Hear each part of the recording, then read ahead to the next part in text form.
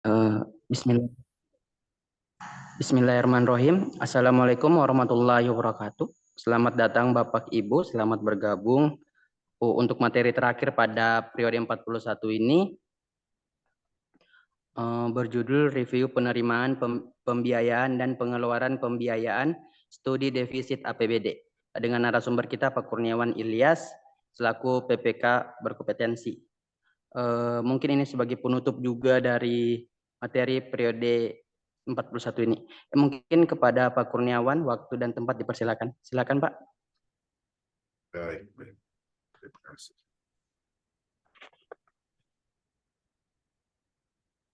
Sudah bisa ya? Sudah bisa ya?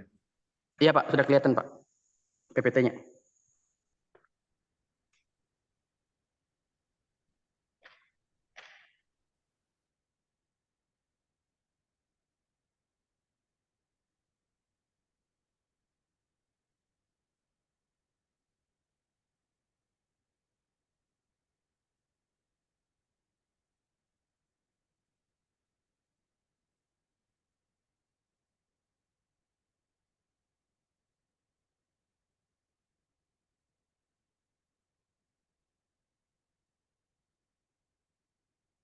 Baik ya.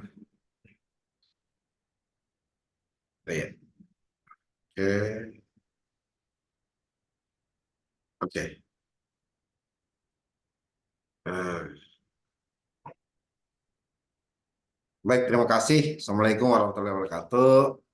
Malam ini kita eh, mendiskusikan sebab-sebab ya, sebab-sebab terjadinya defisit APBD ya. Tentu ini sebenarnya hampir terjadi di seluruh pemerintah ya, pemerintah kabupaten atau kota atau provinsi. Selalu terjadi defisit APBD ya. Mengapa demikian? Tentu sebagai APIP ya, APIP pengawas internal pemerintah termasuk juga PA, PPK atau dari pengawas eksternal ini harus memang segera dicegah ataupun diantisipasi karena disinilah celah-celah terjadinya maladministrasi perencanaan dan penganggaran sebenarnya di APBD. Jadi kalau kita baca postur APBD, maka sudah pasti kita bisa temukan defisit itu disebabkan karena apa. Jadi untuk itu kita bisa diskusikan di Zoom ini ya, di Zoom ini. Baik, kita lihat dulu pendapatan ya. Jadi APBD itu terdiri dari tiga kesatuan ya, tiga unsur ataupun tiga unsur yang isinya menyangkut pendapatan, isinya berkaitan dengan belanja dan pembiayaan. Jadi pendapatan itu adalah semua penerimaan uang melalui kas daerah yang tidak perlu dibayar kembali oleh daerah ya, ataupun penerimaan lain yang diakui dalam ekuitas yang merupakan hak dalam 1 tahun anggaran untuk pendapatan. Jadi pendapatan itu tidak perlu kembali oleh daerah dan penerimaan lainnya ya. Jadi melalui rekening kas umum daerah. Jadi pendapatan itu memiliki kas umum ya, rekening kas umum daerah. Selanjutnya belanja ya. Belanja juga adalah semua pengeluaran dari. Jadi ketika ada belanja melalui APBD maka semua yang keluar ya dari rekening kas umum daerah tidak perlu diterima kembali kalau kita banyak belanja gitu. Nah, selanjutnya ada namanya pembiayaan daerah. Semua penerimaan yang perlu dibayar kembali ya, atau dikeluarkan akan diterima kembali. Jadi ada pendapatan, ada belanja dan pembiayaan. Nah, inilah yang kita akan masuk di pembiayaan daerah dan penerimaan daerah itu sendiri. Ya. Jadi kita bisa lihat di mana sisi maladministrasi dalam hal perencanaan dan penganggarannya itu sendiri. Nah, penerimaan daerah ini kalau kita lihat ya, itu adalah pendapatan daerah terdiri dari PAD, pendapatan transfer, dan lain-lain pendapatan yang sah. Kalau PAD kita tahu ya adalah pajak daerah, retribusi,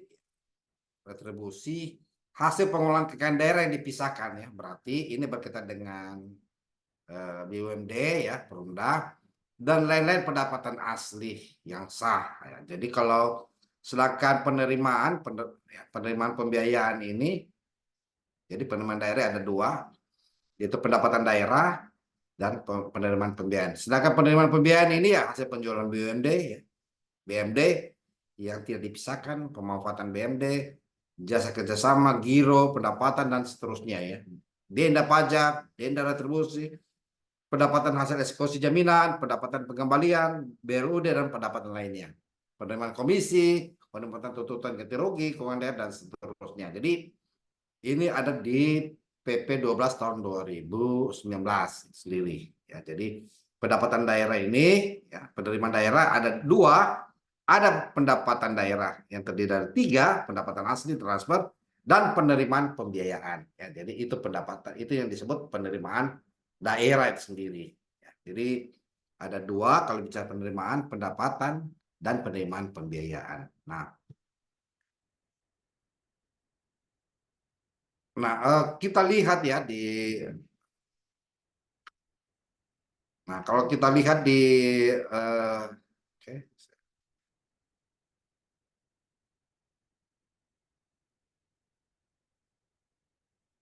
Ya, kita lihat di pendapatan transfer ya. Tadi sudah dijelaskan ya.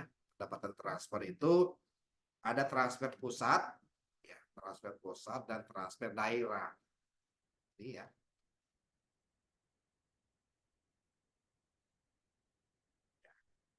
Pendapatan transfer kalau pendapatan hasil daerah ini PAD, retribusi hasil kekayaan yang dipisahkan atau pendapatan lainnya sah. Nah, pendapatan transfer ada transfer pusat dan transfer daerah. Transfer pusat apa saja? Dana perimbangan. Dana perimbangan apa saja? Dana transfer umum dan transfer khusus.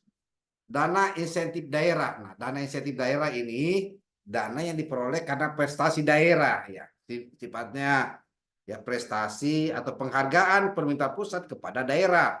Apa saja yang terjadi sering jadi praktik pemerintahan, dia seperti mampu menanggulangi inflasi ataupun dalam temuan dalam hasil LKPD, laporan keuangan pemerintah daerah, dia memperoleh predikat WTP, wajah tanpa pengecualian.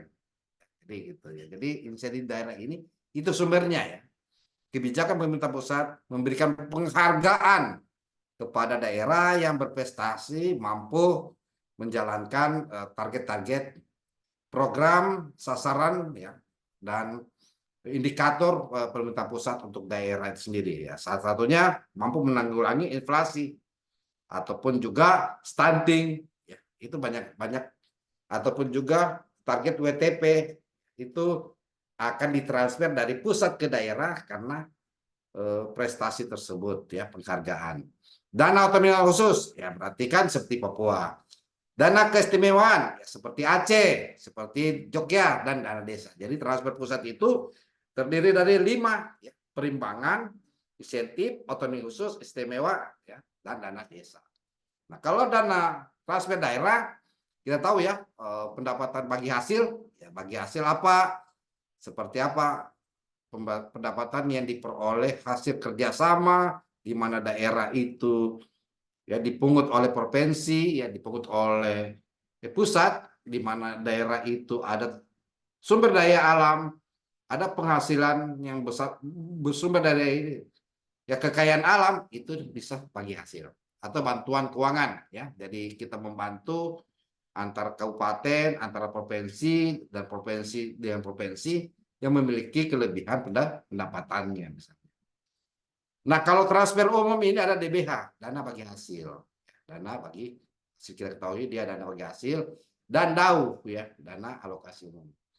Sedangkan dana transfer khusus ini kita ketahui adalah dana fisik, DAK fisik dan non fisik. Nah, DBH, dana bagi hasil ini berkaitan dengan apa? Ya, karena kita melakukan ya pungutan secara konsisten, secara apa namanya, secara berprestasi serius untuk melakukan pungutan. Misalnya PPh pasal 25, PPh pasal 29, dan pajak orang pribadi dalam negeri ya, dan PPh pasal 21. DBH ini ya akan dibagikan berdasarkan juga sumber daya alam ya, sebagai sumber daya. Nah, kalau kita lihat ya, kalau bicara DBH ya, kita bisa lihat ya, DBH penerimaan kehutanan, pertambangan minerba, sumber daya alam, ya, gas ya,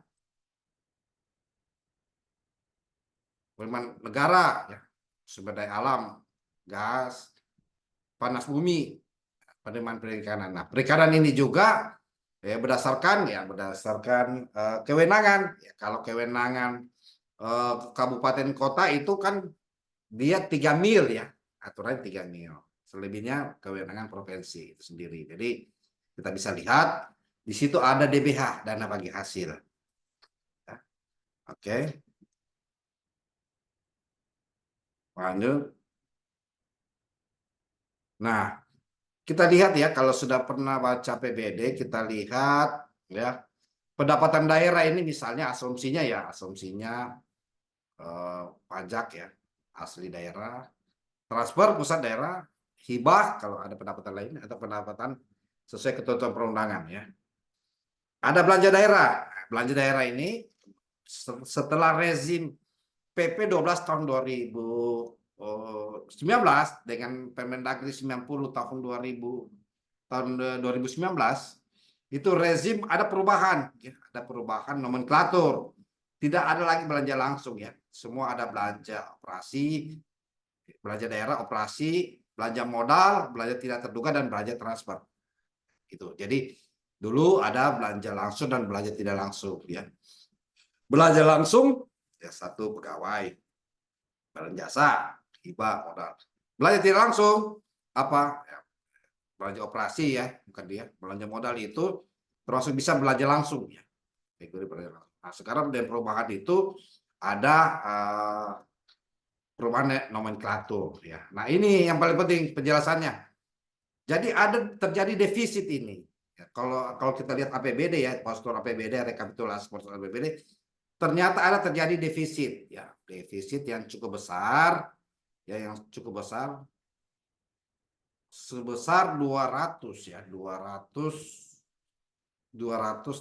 miliar ya. 213 miliar ini terjadi defisit. Mengapa terjadi defisit? Ya, karena target ya. Salah satunya ya, target ini PAD ya. Target ini kan target ini, pajak ada targetnya ini. Ini kalau ini otomatis ya berdasarkan DAU, transfer juga berdasarkan antar daerah, hibah atau ketentuan lainnya. Nah, kenapa terjadi defisit? Karena target yang kita asumsikan, jadi di APBD kita itu semua angka yang di APBD itu cuma asumsi. Yang lebih pasti adalah transfer pusat. Apa? DAU. Kalau pajak, retribusi tergantung dari dinas yang berkaitan. Dinas berkaitan untuk secara maksimal memperoleh, ya, menargetkan pendapatannya. Sedangkan kalau DAU yang di mana DAU ya kita ketahui ya, ada belanja gaji pegawai yang sumbernya DAU ya, ada juga belanja perimbangan ya tadi ya dijelaskan dana desa itu sudah pasti ditransfer di pusat itu sendiri. Sama juga yang transfer pusat itu DBH. DBH itu juga bagian dari kepastian nilai uang atau paguang indikatif yang kita peroleh. Sedangkan ini PAD, retribusi, ini itu tidak pasti termasuk ini. Nah, semua asumsi yang disusun oleh TAPD bersama SKPD dan BKAD dan Bapeda itu Dimuat dalam apa? Dimuat dalam belanja semua.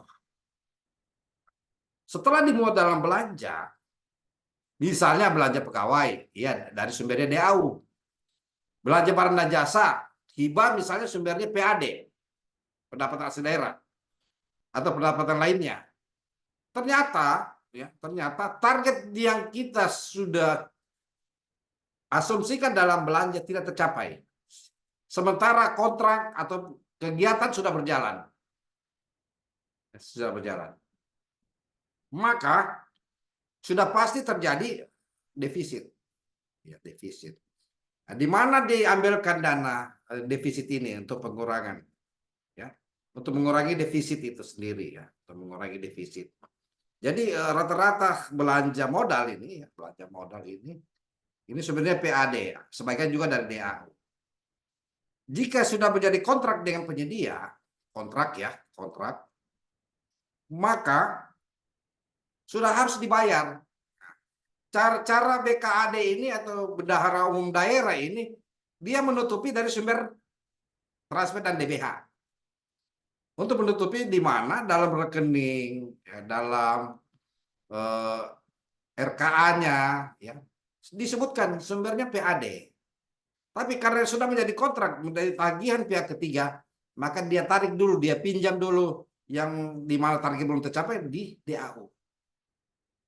Dia pinjam dulu dan menutup sampai di akhir. Saat ditutup menutupi sampai di akhir tahun. Sehingga ketika disusun lagi untuk LKPD-nya, ya, atau realisasi, ya, LRA, kalau kita lihat di LRA, laporan realisasi anggaran, itu terjadi defisit.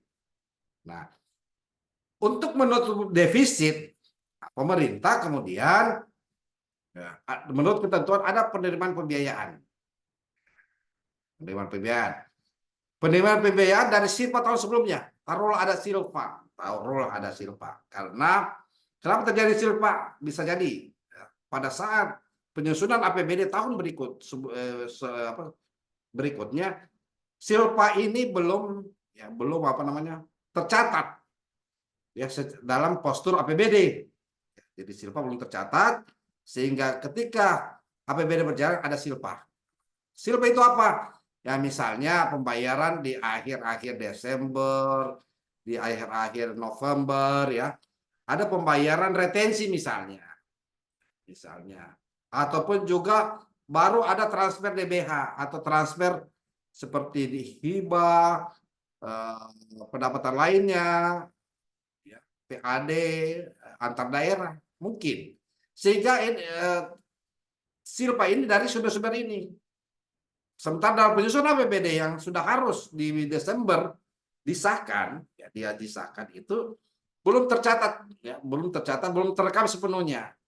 Kalau ada retensi, ada PAD yang masuk, gitu.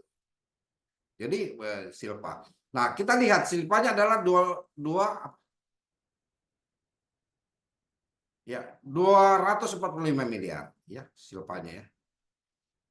Pengeluaran pembiayaan misalnya, ya, pembiayaan 32 miliar.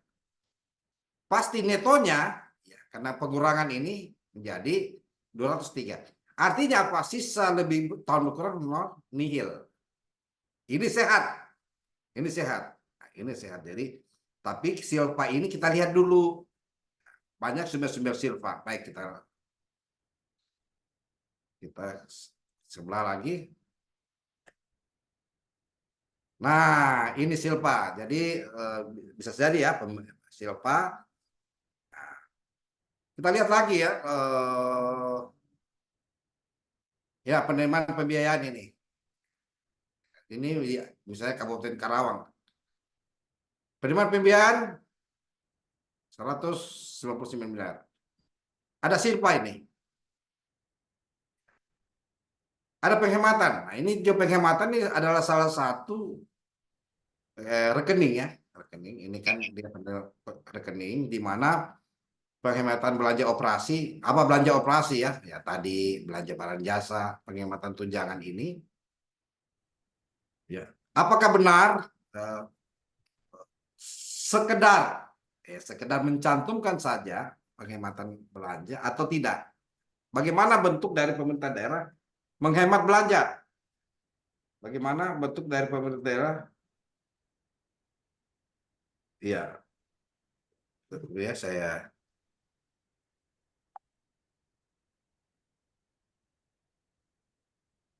Ya.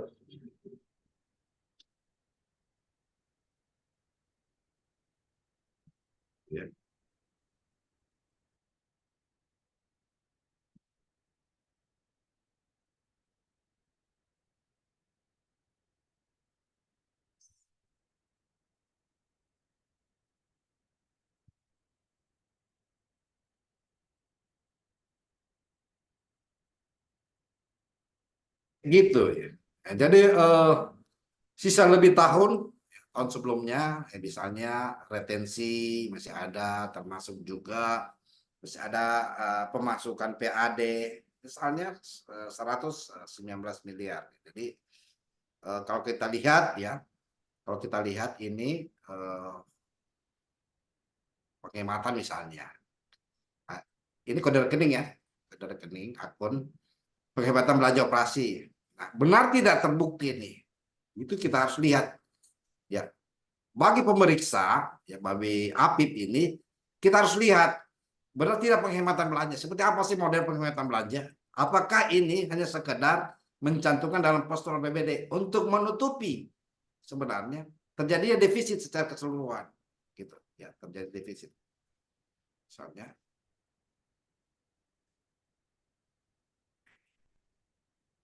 ini kan bisa di defisit ini. Ya, sehingga kalau ini di postur APBD lain, sisa kurang lebih pembiayaan neto, berarti nihil, berarti sudah terbayar ini. Ini berdasarkan silpa tahun sebelumnya. Nah, kalau kita bicara ini, kita kembali lagi, jumlah penerimaan pembiayaan ya, ya, sisa silpa, hemat, belanja apa yang dihemat, belanja operasi, apa yang dihemat. Ini kan belanja operasi ini salah satunya adalah belanja pegawai ya atau tunjangan SN. Bisa jadi ada kebijakan pemerintah daerah, kepala daerah untuk tidak membayarkan tunjangan ASN atau tukin misalnya. Tapi realisasi tentang penghematan ini seperti apa modelnya? Itu harus diperiksa oleh APIM. Nah, selanjutnya ada pengeluaran ini. Jadi ada penerimaan diperoleh 99 miliar ini, taruhlah miliar. Ternyata ada pengeluaran pembiayaan sebesar apa? 22 miliar. Pernyataan modal. Berarti kan kode rekening pernyataan modal ya, kode rekening pernyataan modal. 6.2.02. Ini juga. Nah, pernyataan modal ini ya pernyataan modal BUMD misalnya. Tolong Bang ambil toples Bang. Di atas siapa? Pernyataan di BUMD ini ya, ternyata setelah di total ada pernyataan ya, BUMD kalau untuk pernyataan modal itu harus ada Perda ya. Perda pernyataan modal untuk BUMD, harus ada perdanya. Ternyata pernyataan modalnya adalah 22 miliar. Silpanya, ya silpa, ya, ternyata ada silpa lebih sebesar 176 miliar. Nah, di sini rawannya adalah di mana rawannya ketika menyusun silpa ini, kalau kode rekening silpa ya di mana 1.10.101 ada 1.102. Tuh, salah satunya misalnya menjual aset, menjual barang milik daerah. Jadi salah satu kalau kita lihat ya penerimaan pembiayaan itu,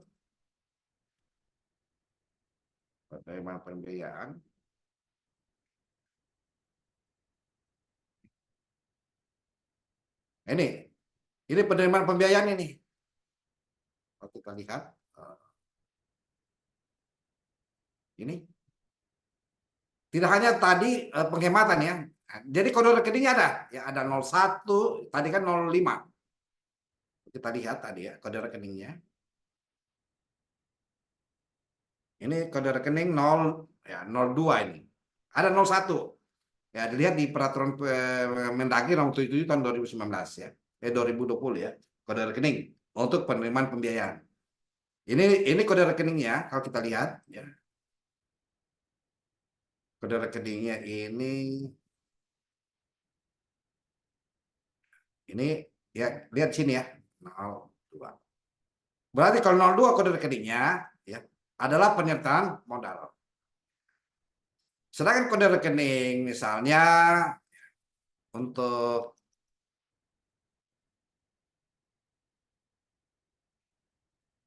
ini jual hasil giro. Ini kode yang saya ketahui kode rekening 01 tadi 05 ya.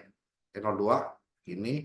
Ini ada kode rekeningnya, tapi kode rekening induk atau untuk akun Silpa ya, akun Silpa tadi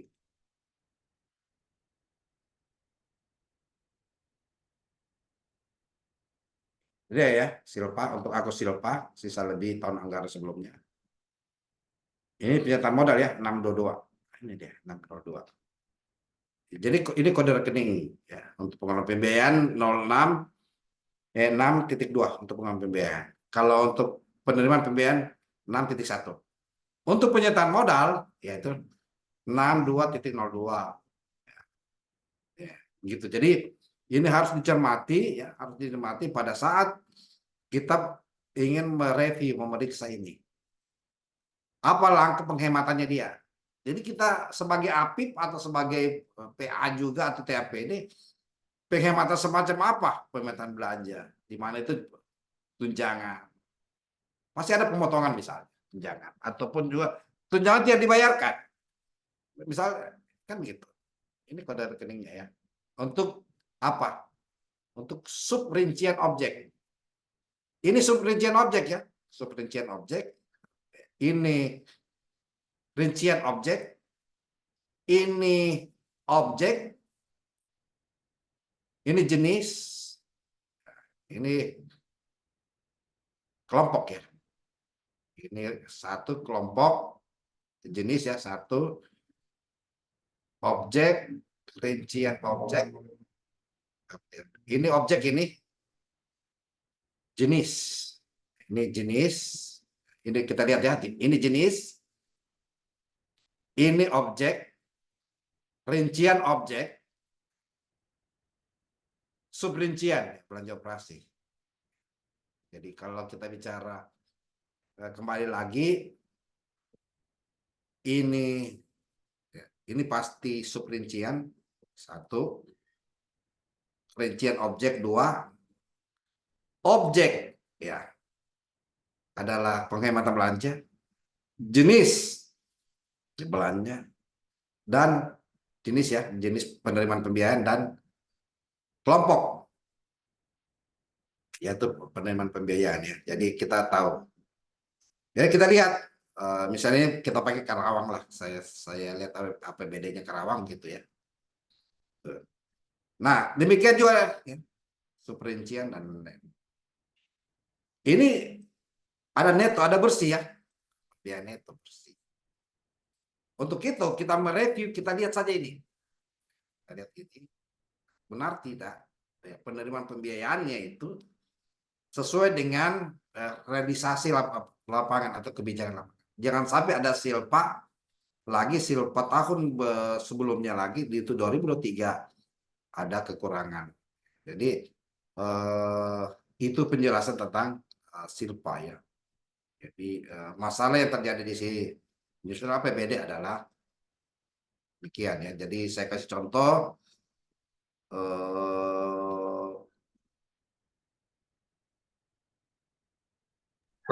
Baik Pak. Saya kasih contoh dulu. Contoh. Saya kasih contoh lagi.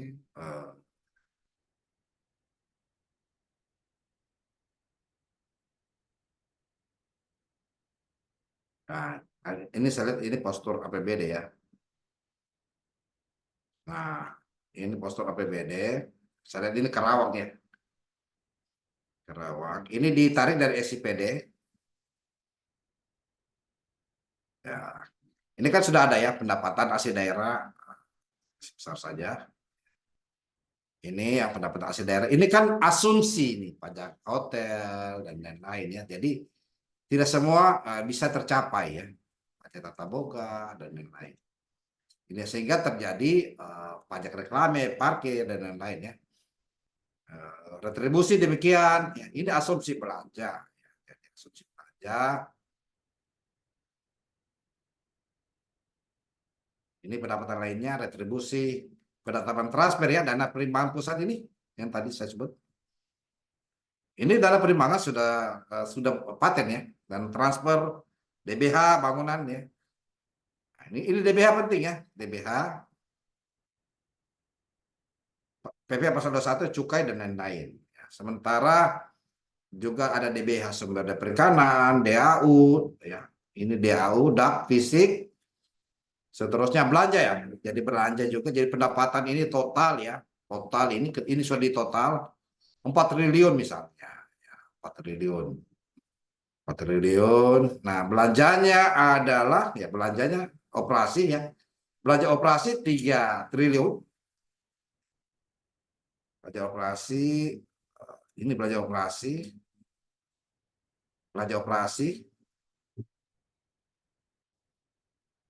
lalu masuk. Ini masih belanja operasi ini.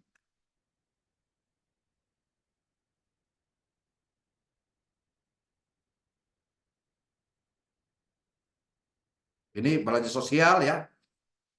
Belanja hibah ada juga.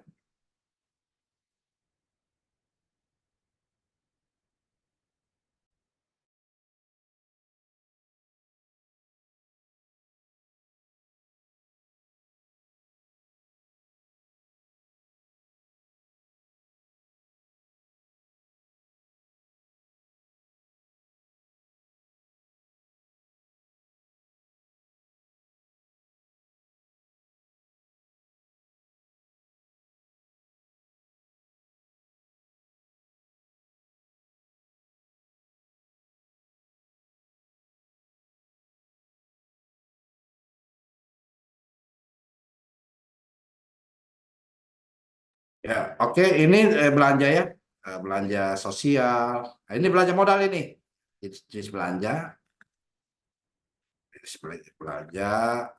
Jadi belanja modal ini berapa ya belanja modal?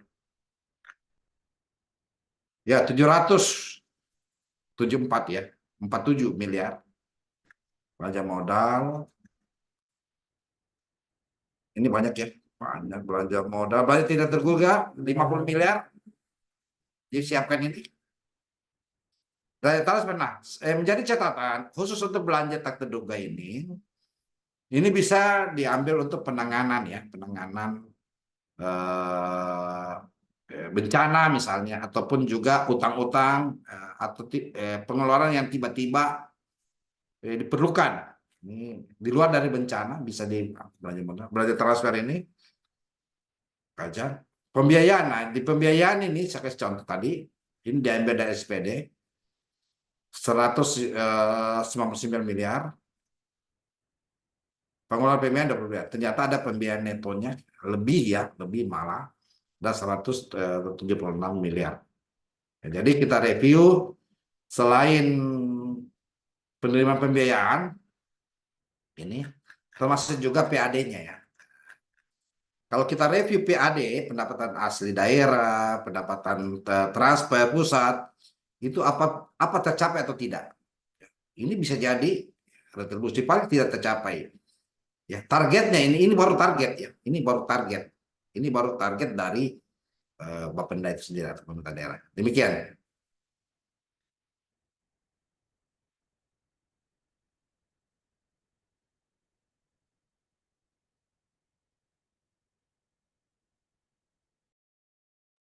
Silakan Daniel.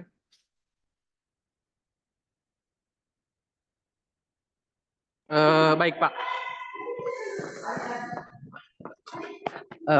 Itulah pemaparan dari narasumber kita.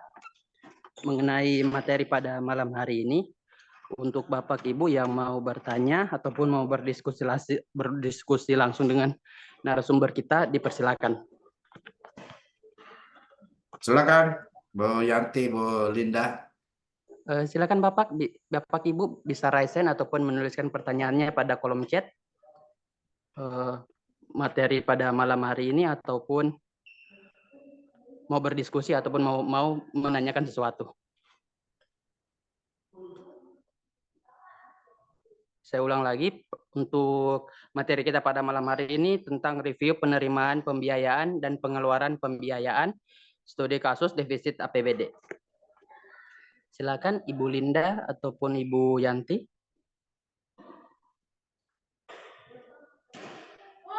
Atau jelas mungkin Pak? Tutup saja kalau memang ada pertanyaan. Oh iya, baik Pak. Ada yang mau disampaikan dulu Pak? Cukup. Oh baik. Mungkin saya mohon maaf sebelumnya untuk menonaktifkan kamera saya. Mungkin dengan berakhirnya materi pada malam hari ini, berakhir juga periode 41 pada bulan ini. Saya ucapkan banyak terima kasih kepada Bapak, Ibu, dan juga narasumber, Pak Kurniawan Ilyas. Mungkin kita akan kembali lagi pada periode-periode berikutnya. Mungkin saya tutup dan ucapan alhamdulillah. Saya tutup, wabillahi taufiq wal hidayah. Assalamualaikum warahmatullahi wabarakatuh. Terima kasih Bapak Ibu, terima kasih Pak Kurniawan.